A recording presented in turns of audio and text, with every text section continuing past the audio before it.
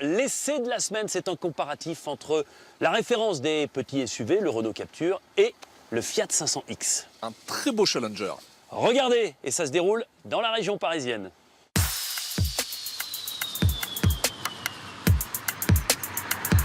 Les mini SUV, tout le monde se les arrache, ou plutôt tout le monde s'arrache le Captur. À l'heure actuelle, c'est le plus vendu en Europe, deuxième modèle de Renault derrière la Clio, c'est énorme. Mais le 500X, lui, doit carrément devenir le modèle numéro 1 de Fiat dans le monde. Et le pire dans tout ça, c'est qu'il a tout pour y arriver. Look, vie à bord, comportement et prix, le Fiat 500X peut-il battre le Renault Captur ? Acheter un mini SUV, c'est souvent une histoire de coup de cœur. Le Captur a véritablement rajeuni l'image de Renault avec ses airs de Clio dévergondé, ses couleurs flashy et ses épaules larges. Un petit gabarit de seulement 4,12 m, mais avec un coffre gros comme ça. 377 litres, c'est le plus gros de la catégorie, et donc forcément plus grand que celui du 500X. Pourtant, le Fiat qui vient d'être commercialisé est un beau gabarit, 4,25 m de long. C'est le plus imposant des petits SUV. Mais quel style!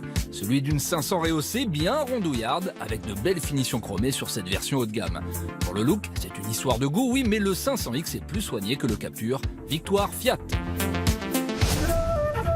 Un souci du détail visible à bord, avec un habitacle bien fini qui reprend l'univers sexy de la 500. Cette version est bien équipée, il y a des rangements un peu partout, et les places arrière sont très accueillantes, c'est quasiment un sans faute. Mais ce n'est pas le cas du Captur. Alors ok, il y a aussi le GPS de série, le style est assez moderne et plutôt fun, à l'image de ses aumônières à tendeur. Des rangements d'ailleurs, il y en a autant que dans le 500X. Mais les places arrière, elles sont logiquement plus exiguës, à moins de sacrifier le volume de coffre. Et puis, je ne sais pas si vous le voyez à l'écran, mais tous les plastiques partout, ils sont vraiment de mauvaise qualité. Alors, sur une Dacia, pourquoi pas, mais sur une Renault, non. C'est pas possible. Pour la vie à bord, le verdict est sans appel, c'est une victoire nette. Fiat 500X. Captur et 500X sont tous deux équipés de leurs blocs diesel les plus puissants. 1,6 litre 120 chevaux sur le Fiat, 1,5 litre 110 chevaux pour le Renault. C'est le même moteur qui équipe le Renault Scénic et Nissan Qashqai, mais aussi la Mercedes Classe A, une sacrée référence.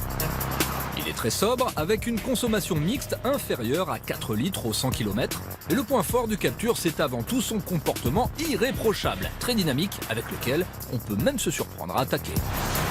Alors, le 500X est-il à niveau ? Eh bien, non. Mais il en est très proche, avec un bel équilibre dans les virages. Mais il est quand même un petit peu lourd. En revanche, il est technologique, avec la possibilité d'opter pour le régulateur de vitesse adaptatif, qui maintient la distance de sécurité avec le véhicule situé devant, l'alerte de franchissement de ligne, et même le détecteur d'angle mort. Le Renault Captur, lui, il a... Ah bah non, il a rien de tout ça. Comme la sécurité, c'est ce qu'il y a de plus important pour le comportement, c'est donc une victoire. Fiat 500X. Alors, le Captur peut-il se refaire avec des tarifs plus intéressants ? Dans cette version haut de gamme Helly Hansen bien équipée, comptez 24 300 €. Le 500X, lui, c'est un peu plus, 24 900 €. Même si l'écart est faible, cette fois, c'est donc enfin une victoire Renault Captur. Mais c'est insuffisant et c'est un énorme coup pour Fiat. Le 500X l'emporte au final sur le Captur. Avec de telles ambitions, aucun doute, ce petit Italien peut vraiment partir à la conquête du monde.